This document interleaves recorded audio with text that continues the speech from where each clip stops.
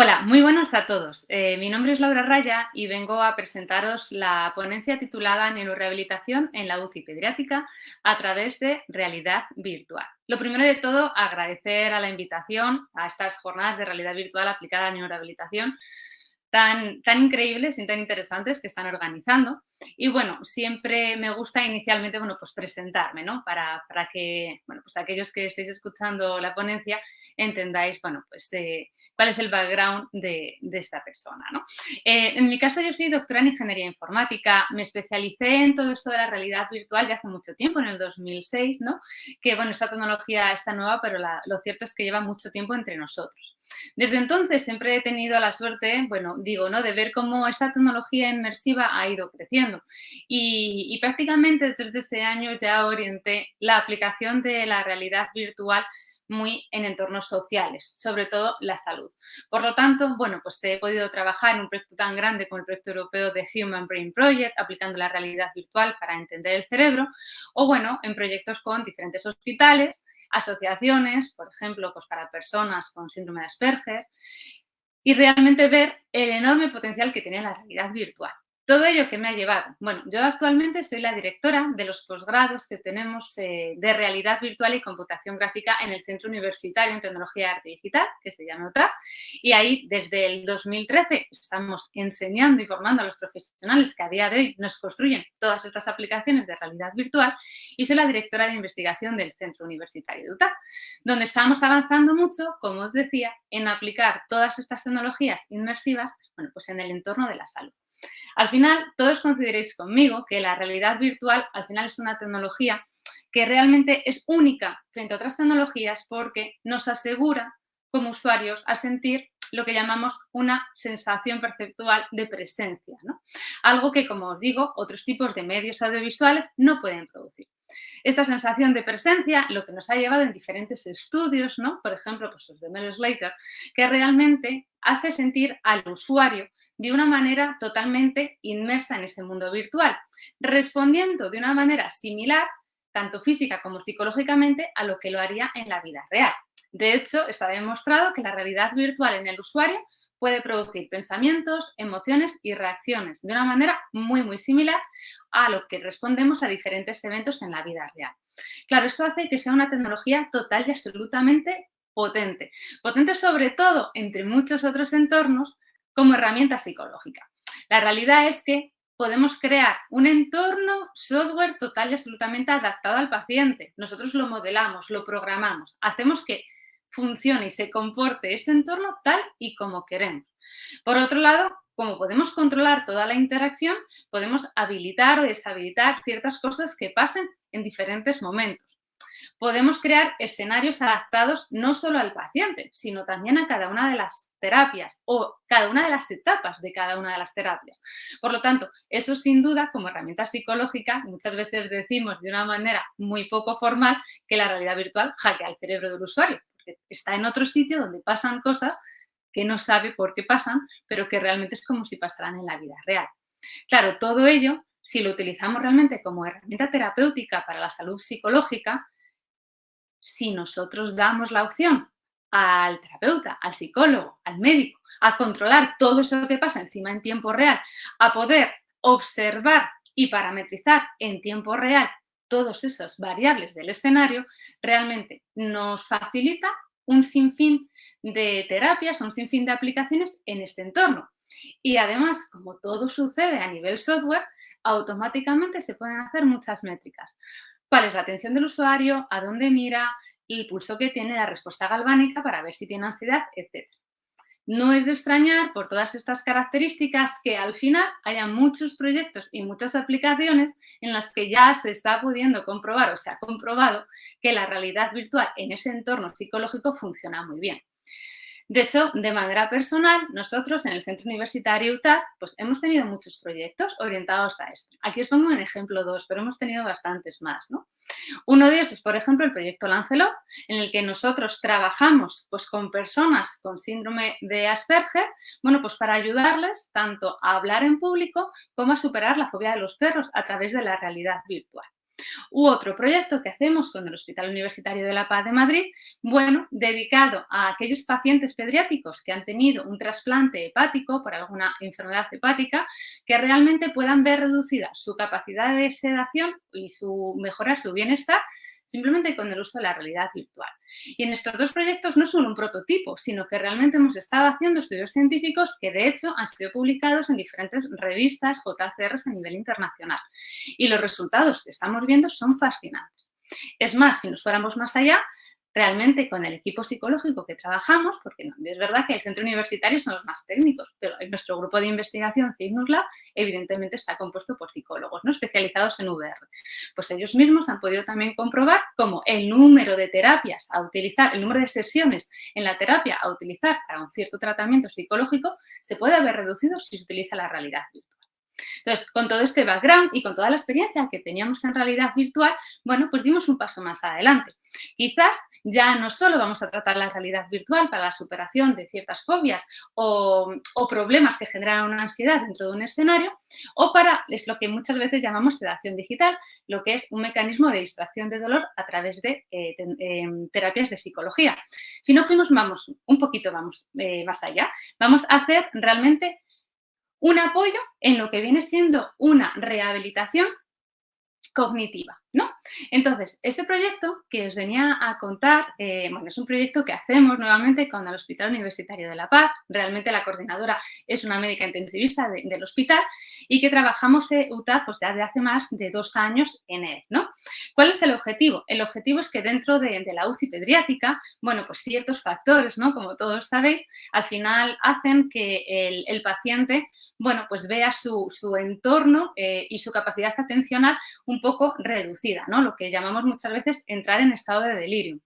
Ese estado de delirium, que puede tener diferentes grados, entorpece mucho no solo una neurorehabilitación en la que pueda estar, ¿no?, en ese caso el paciente allí, sino también lo que viene siendo, bueno, pues la relación con su entorno y la respuesta a diferentes estímulos. Al haber tenido una experiencia previa, además muy positiva, en el propio hospital y, como os decía, con otras entidades sanitarias y asociaciones especializadas, bueno, pues quisimos entrar en esta propuesta, ¿no?, que nos proponía el propio hospital, el propio hospital, que realmente, bueno, pues ya habían hecho pruebas iniciales también con gafas de realidad virtual. Esta herramienta que nosotros desarrollamos en realidad virtual es una herramienta, la llamamos Eyes on Picu, ¿vale? Entonces, al final es, bueno, ¿no?, es como esa visión, ¿no?, dentro de la UCI pediátrica, está mayoritariamente compuesta por 2 módulos. Y esto es algo muy importante porque realmente esta decisión de arquitectura de la aplicación no es única, exclusiva característica de esta herramienta, sí que no realmente es una recomendación que desde toda nuestra experiencia recomendamos que debe tener sí o sí toda herramienta que sea terapéutica. Utilizar la realidad virtual para pacientes, utilizar la realidad virtual, por ejemplo, en un hospital, no significa poner unas gafas de realidad con un videojuego que nos encontremos y ya está. ¿Va a tener beneficios? Seguramente que sí, porque esa sensación de presencia lo que va a hacer es que ese paciente, sea adulto, sea pediátrico, realmente, bueno, pues se libere, ¿no?, mentalmente de dónde está y, por lo tanto, probablemente incluso le reduzca la ansiedad hospitalaria de su entorno. Pero en este caso no hablaríamos de una herramienta terapéutica. Cuando realmente queremos hablar de una herramienta terapéutica, necesitamos que, por un lado, lo que consuma el paciente esté total y absolutamente diseñado en relación a esa terapia que se quiere realizar y, por otro lado, que realmente todo lo que suceda se puede controlar y se pueda parametrizar en tiempo real por un especialista. Por lo tanto, esos son mayoritariamente los 2 módulos, el módulo que se ejecuta dentro de unas gafas de realidad virtual y el módulo que se ejecuta dentro de un ordenador. Las gafas de realidad virtual las tendrá el paciente y el ordenador lo manejará el especialista de la terapia en concreto. En nuestro caso, en nuestra propuesta de diseño de esta herramienta, el módulo inmersivo que se ejecuta en la gafa de realidad virtual está total y absolutamente orientado a mejorar esa respuesta atencional que se ha visto mermada por ese estado de delirio. Por lo tanto, lo que va a haber es diferentes tipos de entornos adaptados al rango de edad de ese paciente pediátrico. Si es un paciente que es pequeñito, los entornos van a ser mucho más gamificados, mucho más con un aspecto de cartoon, de dibujos, más sencillos realmente, mientras que si ese paciente pues, tiene dentro del rango pediátrico un poquito más de edad, van a ser diferentes entornos, bueno, pues con una estética y una narrativa un poquito más avanzada. Todos esos entornos de realidad virtual se van a adaptar en función del momento de la terapia, no todos van a ser iguales. Si tenemos un estado de delirio muy avanzado, el entorno, bien sea adolescente o bien sea de más infantil, va a tener muchos menos estímulos que si estamos en un grado de delirio un poquito menor y por lo tanto no tenemos tan avanzado el problema atencional. A partir de ahí, lo que evidentemente se hizo es tener diferentes niveles que, como os decía, es el médico el que determina cuál, no es el informático.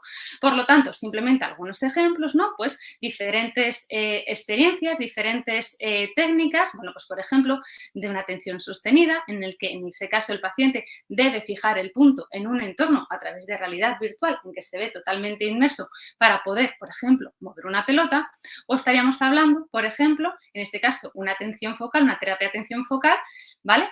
Para adolescentes. Como veis, al final, entre uno y otro, la estética es muy distinta. Pero teníamos muchos más niveles, evidentemente diferentes grados de rehabilitación atencional, una atención selectiva, una atención dividida, que compartíamos diferentes estímulos como músico, o una atención de alerta.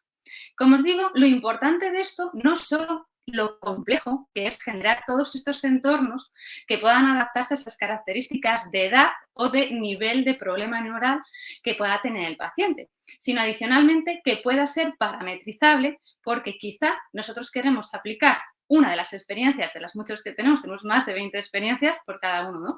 Entonces, por ejemplo, queremos aplicar una atención selectiva, pero queremos que haya muchos menos estímulos. Eso realmente, ese otro módulo que no es el inmersivo, es el que va a permitir al médico poder parametrizar. Como os decía, es lo que llamamos el módulo matriz. Es un módulo que ya no se ejecuta en la gafa, es el módulo que se ejecuta en el ordenador del médico. Ahí no solo vamos a poder dar de alta al paciente, no solo vamos a poder elegir cada una de las experiencias que tenemos con las diferentes terapias, sino que adicionalmente, como os adelantaba, podemos parametrizar que haya sonidos o que no haya sonidos, que haya más vegetación, por ejemplo, que haya menos, que haya un mayor grado de tiempo atencional o un menor, o más fácil la atención porque el objeto está quieto o está en movimiento. Este módulo es el que nos hemos dado cuenta que en muchas propuestas de terapias que se utilizan a día de hoy en realidad virtual no está, porque no es fácil controlar de manera remota, de fuera de la gafa, todo lo que sucede en la gafa de realidad virtual. Pero insistimos, sin este módulo realmente la herramienta no está totalmente preparada para ser utilizada con pacientes a nivel terapéutico, puesto que no podemos dar unas gafas en un mundo que el usuario no controla al paciente y olvidarnos de lo que pasa o si no preguntárselo. ¿Cómo te sientes? Realmente lo que nosotros hacemos es poder medirlo, o bien con sensores o bien directamente juntándolo con también lo que vemos, a dónde está mirando y como podemos ver aquí, un conjunto de métricas que nos indica todo el rato, en este caso, a dónde está enfocando la atención, cuánto tiempo, si la tarea que le hemos pedido la está cumpliendo y por cuánto error hay entre lo que ha cumplido y lo que no. Esto lo que le permite, sin duda, entender al médico es la evolución de ese paciente y eso es algo que evidentemente es muy valioso. ¿Cómo estamos ahora en este proyecto? Bueno, este proyecto hasta lo que os he contado está más que finalizado y bueno, es el momento de traspasar todo el feedback del equipo sanitario, que evidentemente son ellos, ¿no?, los que han ido indicando qué había que hacer en cada uno de los niveles. Y nosotros como centro universitario lo que hemos hecho es investigar cómo hacerlo de la manera más eficaz, eficiente y un buen diseño con realidad virtual. Pues tras ese OK van a empezar ahora los primeros experimentos. Lo cierto es que los experimentos que ya se han realizado son prometedores, sobre todo con temas de realidad virtual. Y se ha podido ver, bueno, pues con ciertos pacientes, a lo mejor con una característica que podían tener cognitiva, bueno, pues realmente la realidad virtual ha despertado cierta actividad que con otras técnicas era mucho más compleja. Y sobre todo, como siempre intentamos, intentar evitar o de reducir la parte farmacológica, ¿no? Otras técnicas que nos puedan ayudar. Evidentemente, los siguientes pasos es seguir trabajando con todas estas experiencias, con todos estos escenarios, a las que vayamos viendo las diferentes necesidades que van a tener los pacientes que se encuentran en ese momento en la UCI. Y, por supuesto, incorporar nuevos socios, como en mi caso, pues una empresa TIPSA, que también está trabajando ya ahora, de una manera más inicial, en un modo de rehabilitación motora, porque evidentemente en largas estancias, ¿no?, en la UCI, bueno, pues van a deteriorar ciertas partes, ¿no?, del cuerpo y que ya no solo nos vamos a ir a esa neurorehabilitación, sino que también otras partes que se puedan necesitar. Como os digo, al final de todo esto, la gran experiencia que nos hemos llevado como equipo investigador de un centro universitario va por dos partes. Por un lado, poder mostrar a la sociedad, poder mostrar a un equipo médico y poder mostrar incluso a los familiares de los pacientes cómo una tecnología que a veces a priori muchas veces se estanca en un entorno más de gamer, de videojuego, realmente puede ofrecer grandes posibilidades. Muchas las que ya sabemos porque llevamos mucho tiempo investigando, mucha gente en todo esto, y otras que nos quedan aún por descubrir. Pero por otro lado, a nivel educativo, a nivel como universidad, poder mostrar a los alumnos que nosotros tenemos, tanto en el grado de Ingeniería del Software, que tenemos una mención especializada en toda la programación gráfica y sistemas inmersivos, como en el máster universitario en Computación Gráfica, Realidad Virtual y Simulación, de donde salen muchos alumnos que luego hacen su doctorado, poder demostrarles cómo esta tecnología realmente puede tener un impacto muy beneficioso y un impacto muy positivo en entornos sociales muy alejados al técnico y cómo realmente esta tecnología y todos estos diseños pueden tener realmente una solución que quizás sin ellos podría ser más lenta, podría ser menos completa o simplemente podría ser diferente.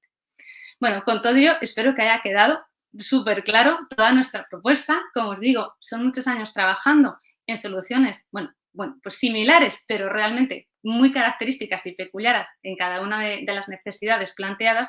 Y en este caso, la verdad que es un proyecto que pertenece al Hospital de la Paz y que para nosotros como centro universitario nos ha sido todo un orgullo poder participar en esa creación tecnológica siguiendo las pautas que evidentemente, pues los especialistas en la rehabilitación cognitiva nos fueron marcando. Cualquier duda, pues quedaré a vuestra disposición para lo que necesites. Muchísimas gracias.